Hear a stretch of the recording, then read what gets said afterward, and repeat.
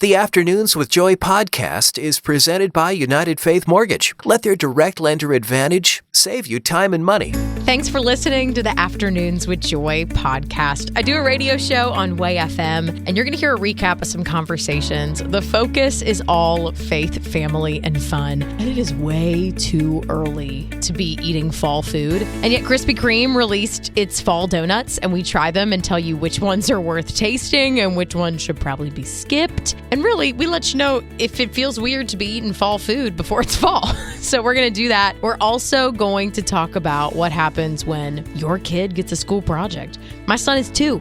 I now have a school project. I'm feeling a little stressed about it.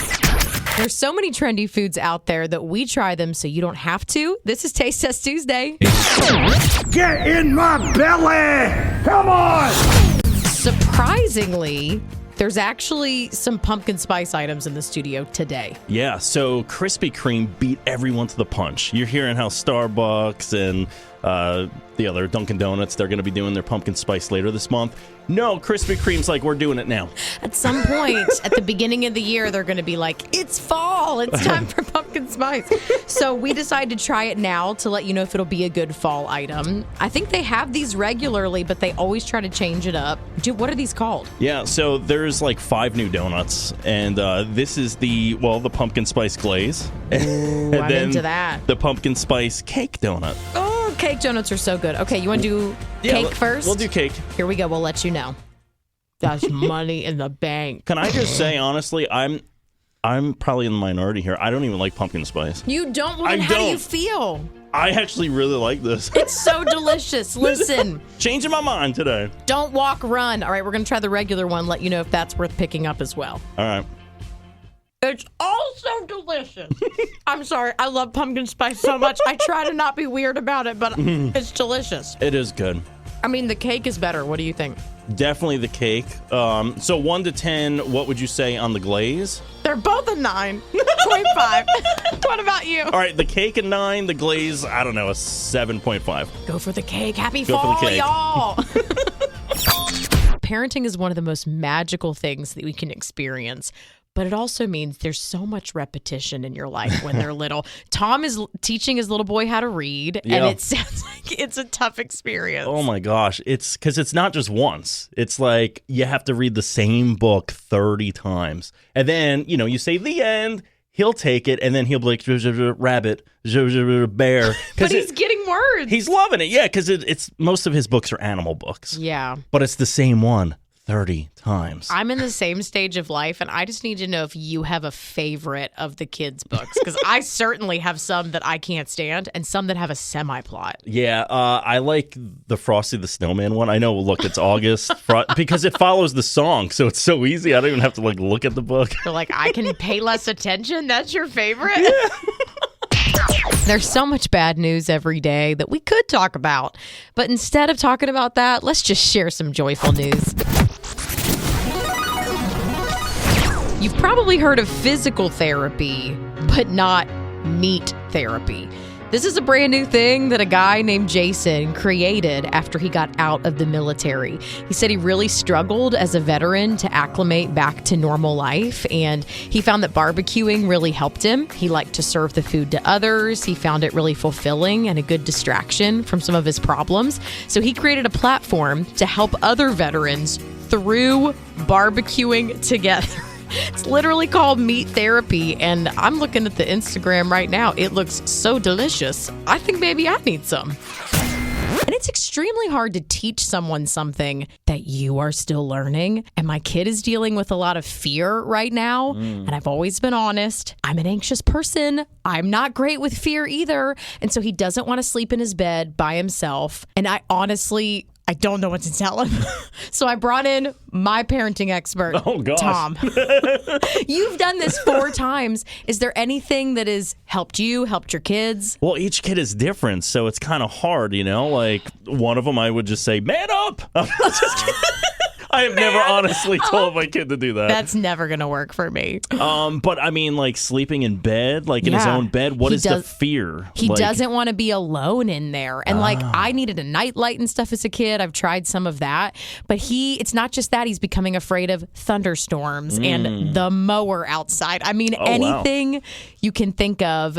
I think there's just this young age that fear rises up, but I don't want it to continue in his life.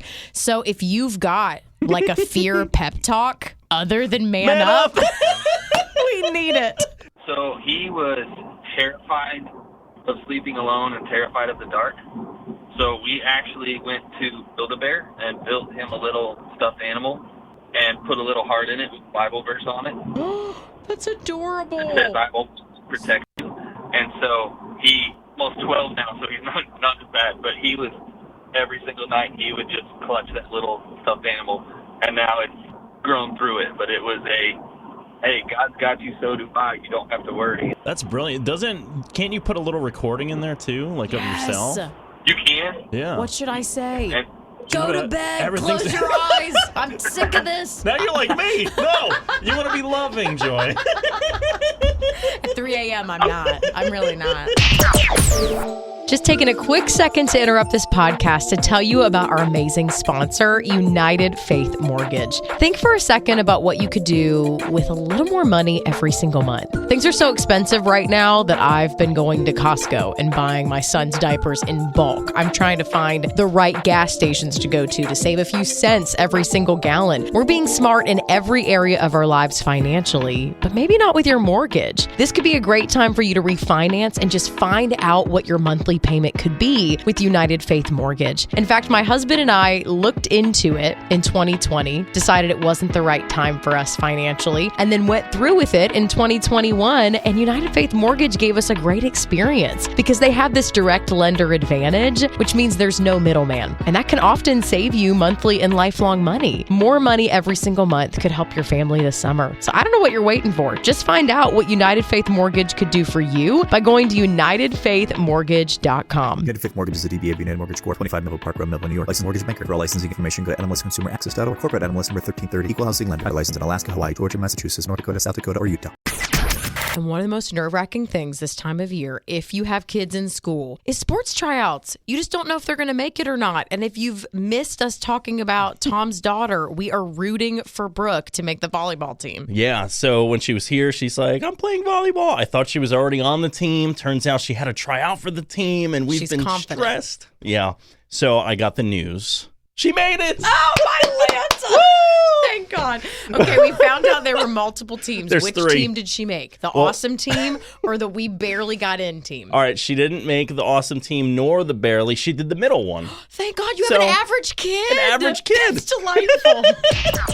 There is so much fun in your life when you're a kid, but something starts to happen when we get older and we just forget how to have it. I need to figure out how to prioritize it. But I don't even really know what's fun anymore.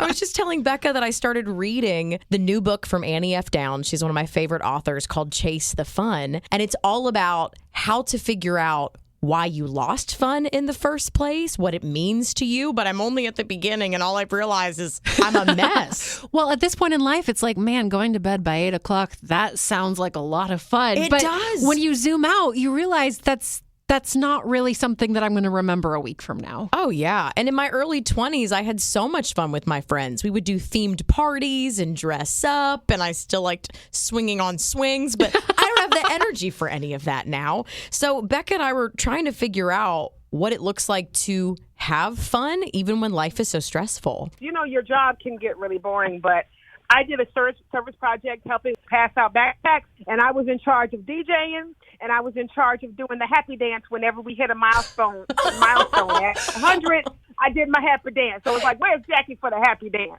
You know, it's funny because studies have shown that when you serve other people, it does give you a boost of joy. But Yes. I like your version of serving others where you're just up there dancing. Are you free for our support drives, Jackie? We need someone to hit the Oh, milestones yeah, call and me. dance. Yes.